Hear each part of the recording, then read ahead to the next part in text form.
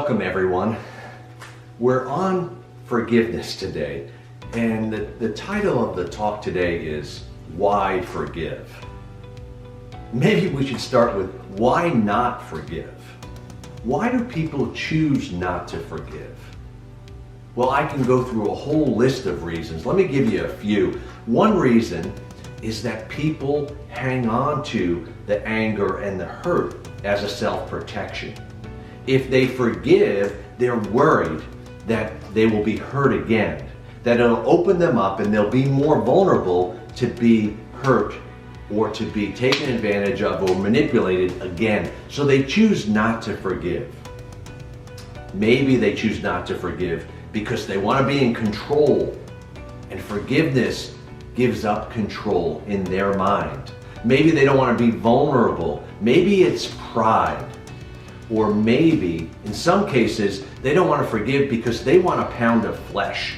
They're vindictive and they want revenge, and that's the only way they're going to forgive.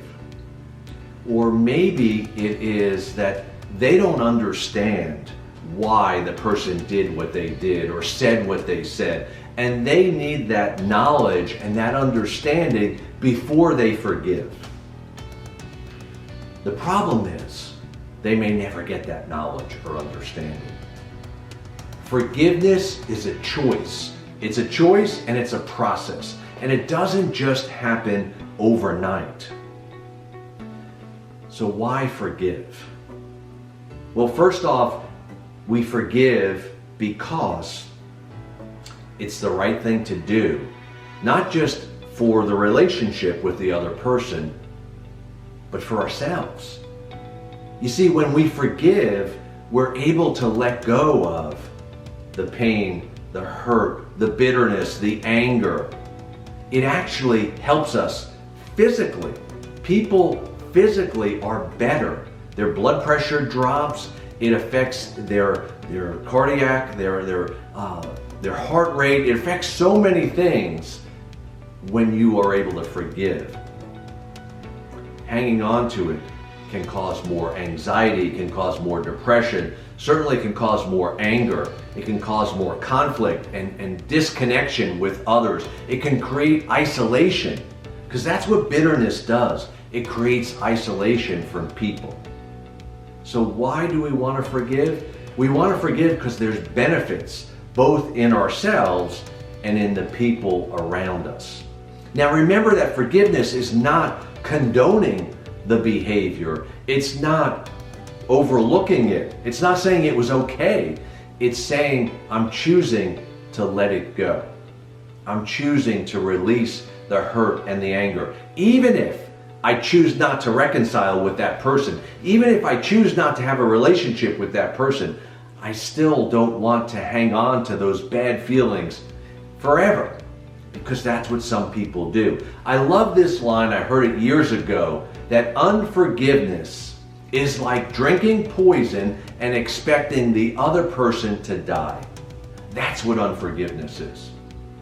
So we choose to forgive, but it takes time. How do we do it?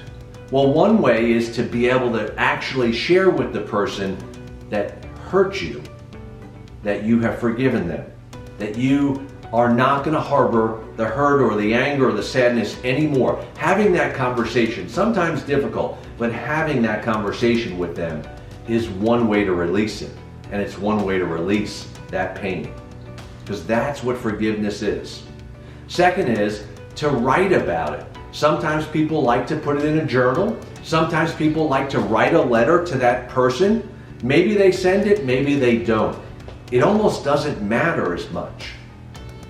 But you're forgiving because that is of benefit to you, not just to the other person, but to you.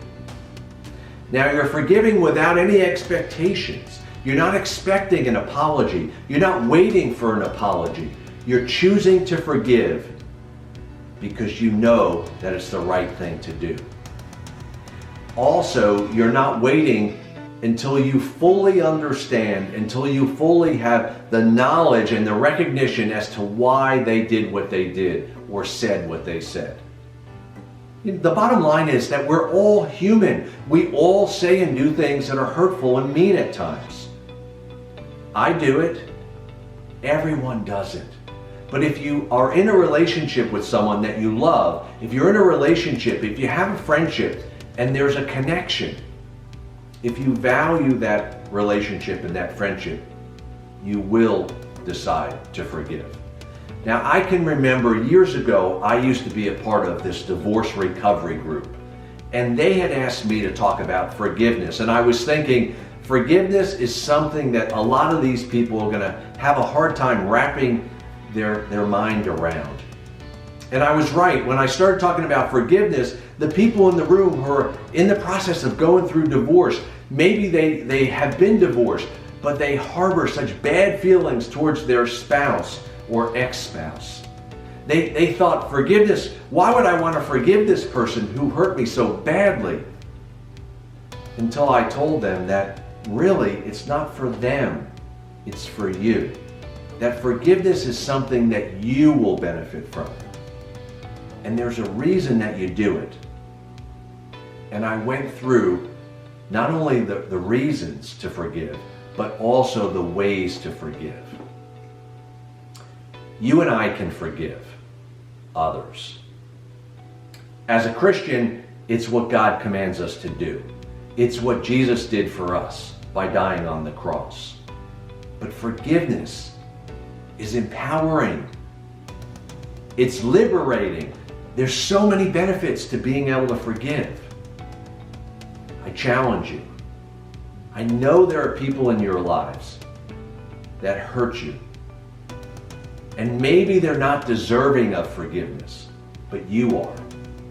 Remember that you benefit from forgiveness more than the other person.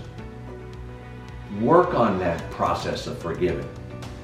Release that person and release the pain that you harbor. You'll be grateful and you'll be happy that you did. Until next time, Dr. Tony Ferretti signing out.